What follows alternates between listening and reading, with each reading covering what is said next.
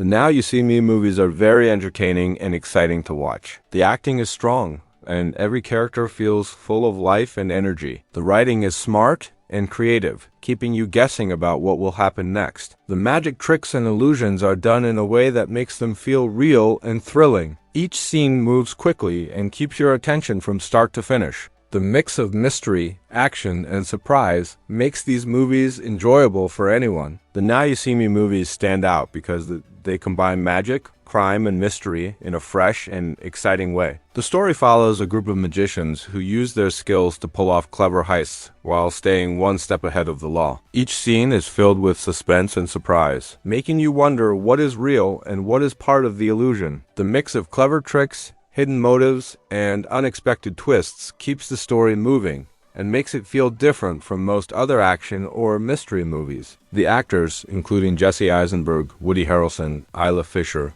Dave Franco, and Mark Ruffalo, all give great performances that bring the story to life. Each actor fits their role perfectly, adding their own style and energy to the group. Jesse Eisenberg plays the confident and sharp-minded leader, while Woody Harrelson adds humor and charm as the quick-witted mentalist. Isla Fisher brings excitement and boldness to her character, and Dave Franco adds a mix of youth and skill to the team. Mark Ruffalo delivers a powerful and emotional performance as the detective who tries to uncover the truth. Together, their chemistry makes the team feel real and fun to watch, adding depth and personality to the film. The Now You See Me movies are packed with surprises that keep viewers guessing all the way until the end. Just when you think you understand what is happening, the story takes a new and unexpected turn. Each twist reveals a hidden plan or secret that changes the way you see earlier scenes. The clever writing keeps the audience engaged and curious, making it hard to predict what will happen next.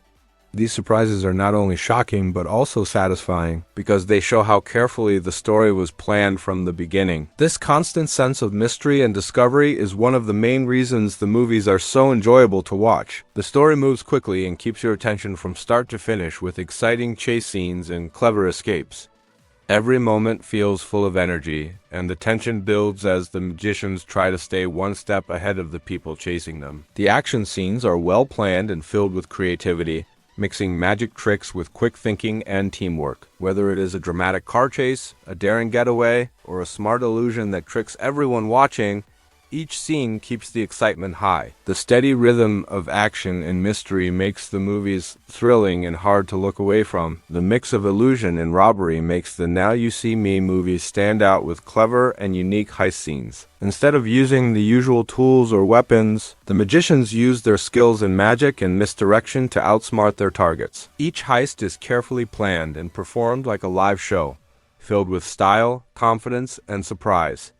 The audience gets to see both the setup and the reveal, which makes every trick more exciting and satisfying. The use of illusion adds a creative twist to the classic crime story, turning each robbery into a thrilling performance that keeps viewers guessing about how it was done. This blend of showmanship and strategy makes the heist some of the most memorable parts of the movies. The magic tricks and special effects in the Now You See Me movies look amazing and are filmed in a creative and eye-catching way. Each illusion is presented with smooth camera work, bright lighting, and exciting angles that make the magic feel real and believable. The filmmakers use visual effects not just for flash, but to draw the audience deeper into the performance and mystery. The blend of practical tricks and digital effects makes every scene feel polished and full of life. Whether it is a card trick turning into a whirlwind of sparks or a character disappearing in a swirl of lights, the visuals keep viewers amazed and entertained. The creative filming style turns each act of magic into a cinematic experience that is both stylish and unforgettable. The main group of magicians has great chemistry,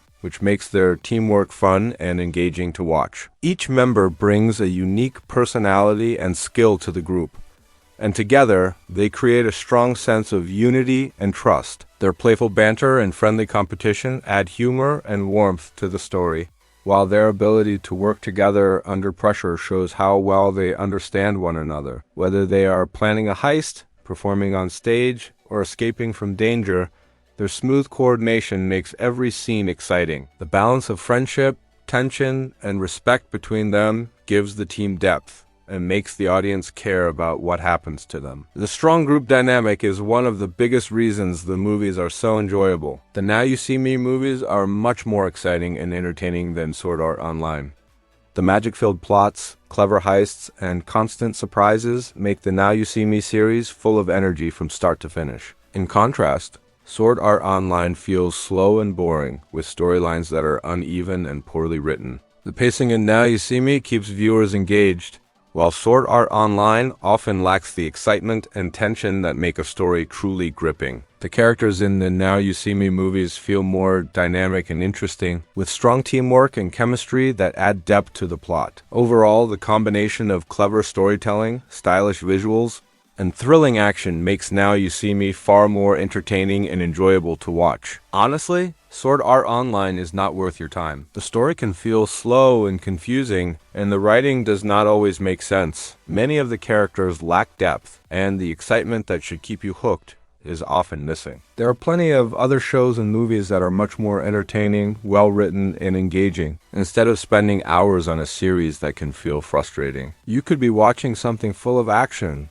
clever plots, or interesting characters that actually hold your attention. Choosing better options will give you a much more enjoyable and rewarding viewing experience. It is hard to understand why some people enjoy Sword Art Online. The story often drags, the writing can be weak, and many parts feel repetitive or predictable. The characters are not very engaging, and the supposed excitement never lives up to expectations. With so many other shows and movies that are more exciting, clever, and well-crafted, it is confusing why anyone would choose to spend their time on this series. From a storytelling and entertainment perspective, there are far better options available. Beyond the show itself, the Sword Art Online fan community is difficult to engage with.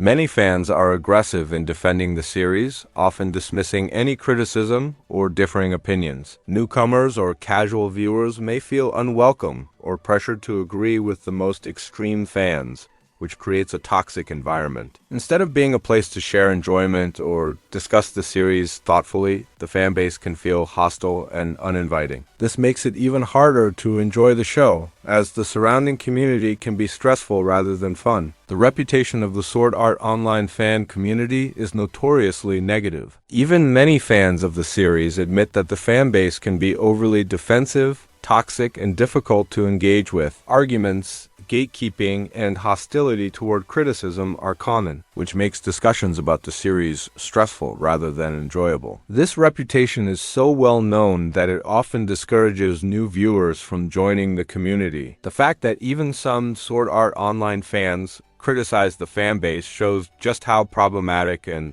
unwelcoming it can be. As you can see, Sword Art Online is a bad show with an even worse fanbase. Considering both the series and the community surrounding it, it is clear that Sword Art Online is not worth your time. The show itself struggles with slow pacing, weak writing, and underdeveloped characters, making it a frustrating viewing experience. On top of that, the fanbase is often toxic, defensive, and unwelcoming, which only adds to the stress of engaging with the series. If you value your sanity and want to enjoy your entertainment without dealing with unnecessary frustration, it is best to avoid Sword Art Online entirely. Trust me, watching the Now You See Me movies is a much better use of your time. I have watched these movies several times, and they are still just as entertaining every time. The clever plots, exciting heists, and surprising twists keep you engaged from start to finish. The characters are fun and full of energy, and the magic tricks and action scenes make every viewing feel fresh. Unlike other shows that can feel slow or frustrating, the Now You See Me movies are consistently fun and enjoyable, making them a much smarter choice for anyone looking for an exciting and satisfying way to spend their time. It is great that the franchise is getting more movies. It is exciting to think about the new adventures the characters will go on and the clever heists they will pull off next. Each film adds fresh surprises, creative illusions, and thrilling action, so more movies mean more fun and entertainment. Fans can look forward to seeing the team face new challenges, use their magic in inventive ways, and continue the story with the same energy and excitement that made the earlier films so enjoyable. The future of the franchise feels full of possibilities and promise. Too bad magic is not real, because if it were, I would make Sword Art Online disappear. I say that as a joke, but I really would love to wipe it off the list of shows people recommend. Imagine a world where you could snap your fingers and only good movies and shows were left. In that world, the Now You See Me films would stay,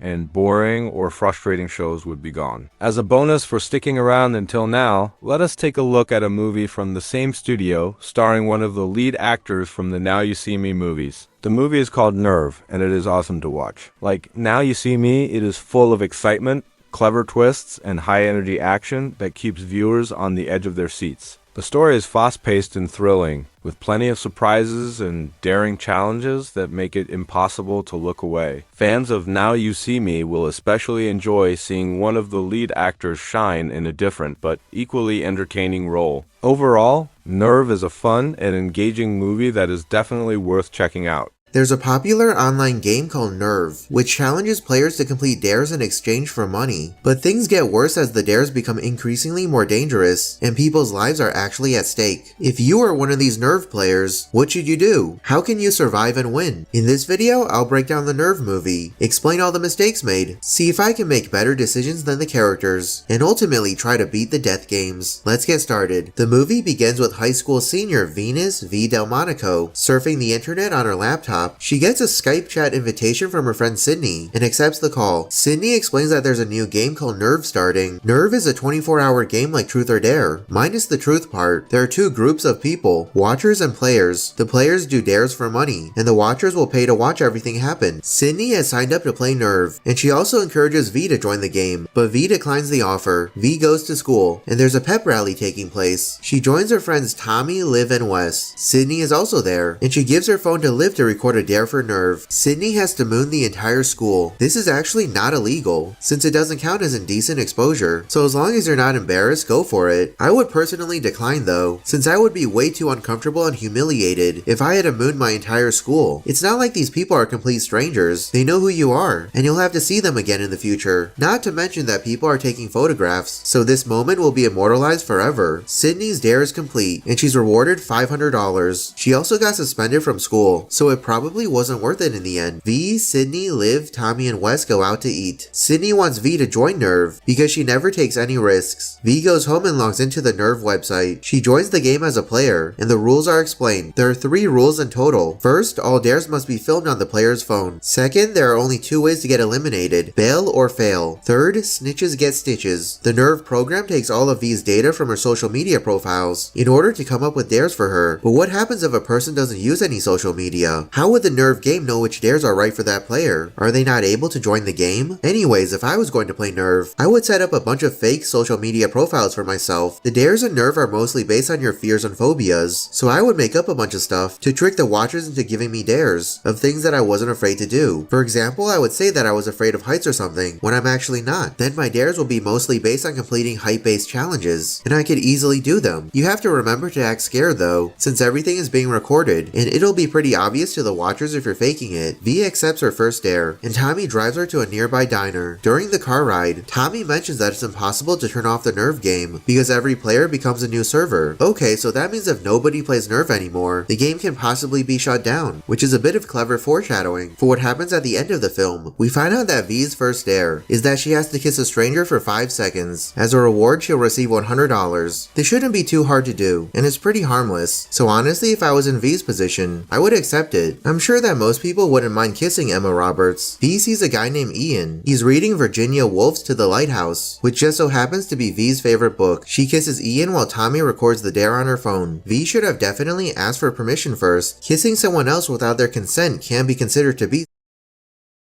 V is lucky that Ian didn't decide to press charges. The dare is completed, and V gets the $100 as promised. It's then revealed that Ian is also a Nerve player. His dare is that he has to sing and dance in the diner, which he easily completes. Ian then goes to V's table, and she gets another dare. This time, V has to go with Ian to the city for $200. V is hesitant at first, but agrees to join Ian. Again, this dare is pretty safe, so I would accept it. You don't really have anything to lose. Of course, you shouldn't run off with a stranger, but Ian is another Nerve player, and everything is being recorded. recorded, so you should be fine. I doubt that Ian will try to do something harmful to V. V rides on Ian's motorcycle to go to the city with him, while Tommy is left behind at the diner. V and Ian arrive in the city and complete the dare. V plans to go back home, but she gets a new dare, to try on a very expensive couture dress for $500. V accepts the dare, and enters the store to try the dress on. This is yet another tame dare. All you have to do is try the dress on. You don't have to buy it or anything, so you can pretend like you're a customer, and ask to try the dress on in the fitting room. That doesn't sound too hard. I would accept this dare. V finds Ian at the same store, and his dare was to try on an expensive suit. They go back to their dressing rooms, but find that their clothes and other belongings are gone. They were stolen by another Nerve player. V and Ian get another dare. They have to leave the store. Since they don't have any clothes, they take off the expensive clothes that they tried on, and have to leave the store in their underwear. This is smart. You don't want to break the law and shoplift, although V and Ian could have also tried asking the employees for clothes. But through this dare, we learn that you can do anything you want to in order to complete the dare, as long as you're not technically breaking any of the requirements. Therefore, you need to think outside the box, and try to find a loophole for every dare. For instance, V's first dare was to kiss a stranger for 5 seconds, but it never stated that she has to kiss the stranger on the lips. V could have just kissed them on the cheek or forehead, and she would have completed the dare all the same. V and Ian make it out of the store. They find the clothes that they tried on. They were paid for by the watchers, and they can now keep them. The dare is complete, and they each receive $2,500. V and Ian put on the expensive clothing, and receive a new dare. This time V has to get a tattoo, and Ian can pick the design. The reward is $5,000. I don't know about this one. Sure, you can always get a tattoo removed if you regret your decision, so it's not permanent, but tattoo removal is pretty expensive, and it's also a very painful procedure. The tattoo that Ian picked turns out to be a lighthouse, which is a reference to V's favorite book, but the rules never state what kind of tattoo V has to get. She could have just gotten a temporary tattoo. One of those tattoos where all you have to do is apply a damp cloth over the tattoo paper. You can easily rub it off or wash it off later. Tommy contacts his hacker friend, and he's able to find out more information about Ian via the dark web. Ian has played Nerve before, and he stole the motorcycle. Tommy calls V to warn her about Ian, but she doesn't pick up. Meanwhile, Ian gets a new dare. He has to get to 60 miles per hour blindfolded for $10,000. V initially declines because it's too dangerous, but Ian encourages her to stay. V agrees and rides on the motorcycle with Ian to guide and steer him. However, the rules never state that Ian has to be the one driving the motorcycle. V could have driven the motorcycle, while Ian rides blindfolded on the back, or V and Ian could have ditched the motorcycle and just gotten into a taxi, then asked the driver to speed up to 60 miles. The rule just says that Ian has to get to 60 miles per hour blindfolded. It doesn't specifically mention how he has to do that, so he's free to use whatever method he wants to. Moreover, it takes V and Ian several minutes to get to 60 miles per hour on the motorcycle, but it should have only taken a few seconds if this was real. The motorcycle that Ian uses in the movie is a 2015 Triumph Bonneville. It only takes about 3 to 5 seconds for it to go from 0 to 60 miles, so it really shouldn't have taken the characters so long in the movie, even if Ian was blindfolded and going a bit slower. I get that the filmmakers are trying to build tension and make this a dramatic scene, but it doesn't make much practical sense. Ian and V complete the dare and manage to stop the motorcycle just before crashing. They were pretty lucky that neither of them got hurt. They could have totally crashed and gotten seriously injured, or even killed. There's about 5,000 motorcycle fatalities a year, and I'm sure those people weren't blindfolded. You can't spend any money if you're dead, so I would back out of the Nerve game at this point. The dares are only going to get more wild and dangerous from here on out, and it's not worth risking your life. You're not always going to be so fortunate. Ian and V have plot armor, but if this was real, they would have most likely died from this dare. V and Ian then go to the party where Sydney, Liv, and Wes are at. Sydney gets a dare where she has to walk across a ladder from one apartment to the next. Sydney is afraid of heights, but she accepts the dare. However, Sydney only makes it halfway. She slips and drops her phone, so she chooses to bail out of Nerve. Sydney shouldn't have gotten drunk before attempting the dare. She would probably be able to complete the dare if she was sober. Sydney doesn't really have much of a choice now, since she doesn't have her phone to record anymore. Remember, the first rule is that all dares must be filmed on the player's phone. Although Sydney didn't have to film herself, she could have just given her phone to Liv again, and have Liv record the dare, just like at the pep rally. That way, Sydney could have had both hands free, and not be distracted with trying to film herself. V and Ian arrive at the party. Sydney and V get into a huge argument, and V gets another dare to complete Sydney's dare that she wasn't able to finish. V accepts the dare and she easily walks across the ladder. So this dare isn't too difficult. You don't even need to come up with some elaborate loophole. The reason why Sydney failed is because she was drunk. V is now in first place. She then finds out that Ian was dared to go to the party and get V and Sydney to fight. V is angry and tries to get help from a police officer. This is not good. If you recall, the third rule is that snitches get stitches. If you don't want to play anymore, just bail out of the game or intentionally fail your next dare. It's not like you're being held at gunpoint and forced to continue doing more dares. You can can quit anytime you want to. V gets a phone call from her mother Nancy. All the money in the bank has been taken. Another Nerve player named Ty comes and knocks V unconscious. V shouldn't have snitched. They have this rule in place for a reason. Did V really think that there wouldn't be any consequences? V wakes up in a freight container. A TV turns on, and V is told that because she broke the rules and snitched, Nerve now controls her life, including her family and future. The only way out is to win the final round. The police won't help, so V doesn't have much of a choice but to follow orders. I don't see another way that V can escape this situation. She has to go to the Staten Island ferry. V bumps into Ian. He explains that he and Ty both played Nerve last year in Seattle. They got a dare to hang from a construction crane. Ty and Ian bailed, but another guy named Robbie fell to his death. They went to the cops and tried to get the game shut down, but they didn't do anything. The Watchers stole Ian and Ty's identities and made them prisoners of the game. Their lives were ruined. The only way out is for them to win as well. Ian plans to do a dare that places him ahead of Ty, so that he and V can make it to the finals. V meets up with Tommy and Sydney. She apologizes and they make up. V says that they have to finish this, even if she leaves. Nerve is going to do this to someone else. The group plans to go after people who run Nerve. The game is open source, so Tommy is going to attempt to change the code. Ian's dare is that he has to climb the crane and hang with one hand for 5 seconds. He succeeds and advances to the final. Ian could have also tried applying some super glue or other adhesive substances to his hand. That way, if he did lose his grip, he wouldn't have immediately fallen to his death. V has to go throughout the city to pick up a package. There's a loaded gun inside the package. V should wear gloves when touching the gun. That gun is probably stolen, and now V has her fingerprints all over it. In the meantime, Tommy meets up with his hacker friends to take Nerve down once and for all. V and Ian arrive at an arena for the final round of the game. How did the police not find out about this? It seems pretty easy to get access to Nerve, and thousands of people are watching this event live. There are hundreds of watchers at the arena. Ian also has a loaded gun. V and Ian receive the final dare. They have to shoot each other, and the first to shoot wins. They have 20 seconds. Ian tells V to shoot him so she can win, but V refuses. The dare doesn't say that you have to shoot and kill the other person. You just need to shoot them, so you can shoot them in a non-vital part of their body, like a shoulder or thigh. They'll survive and you can argue that it was self-defense. V isn't able to shoot Ian. Ty comes and says he will shoot one of them. V criticizes the people watching and calls them out for hiding behind a mask or screen name and wanting to watch people die for the sake of entertainment. Nerve allows the watchers to vote on whether V should get shot or not. The majority vote yes. Ty shoots V, and she seemingly dies in Ian's arms. Tommy and the hackers have successfully infiltrated Nerve, and every watcher gets a message saying that they're accessories to murder. They have the option to sign out, so they all do that. Since there are no more players logged in, the hackers crash Nerve's server and shut it down for good. I find it kind of hard to believe that every single Nerve player would log out. If this was real, then I'm sure there would still be a handful of people logged in, because they just wanted to see what happens if they don't log out. It's then revealed that the whole thing was a setup. V is actually alive, and she orchestrated the whole thing. Ty simply fired a blank at her. Now it makes sense why V was wearing a red hoodie. It was so that the watchers couldn't see that she wasn't actually bleeding. This plan was way more complicated and convoluted than it should have been. If Ty didn't agree to listen to V, then this plan wouldn't have worked at all. No offense, but Ty doesn't really seem like the most trustworthy and reliable guy. If Ty wasn't going to follow V's plan, it would have been much easier if V just shot Ian in the shoulder. Ian could put on a show and pretend like he died. Then the same exact outcome would have occurred. Tommy and his hacker friends would send the message to the Nerve players, and they would log out. Then the game would be shut down. Nobody would have actually died in that scenario either. Afterwards, everything returns back to normal. Tommy's hacker friend makes sure that V and Nancy get all their money back as well. V and Ian decide to pursue a relationship together. Ian then reveals that his real name is actually Sam, and they share a kiss. How did the money get deposited into Sam's bank account? It's illegal to set up a bank account with a fake name. That's considered to be fraud. Although I guess Sam doesn't really care. He's used to breaking the law, since he also stole the motorcycle. Finally, the movie ends with V going away to college in California. And that's how to beat the death games in Nerve. Do you have any better strategies or methods? If so, let me know in the comments below. What did you think of Nerve? I personally thought it was pretty decent. I like the actors' performances, and the movie overall was very entertaining to watch. It moves at a fast pace, and I never felt bored throughout the runtime. Which movie should I do next? Leave a suggestion. Be sure to also check out some of the other how to beat videos on this channel. Well, that's it for this video. If you enjoyed it, make sure to subscribe so you never miss a future upload. Thanks for watching, and I'll see you in the next video.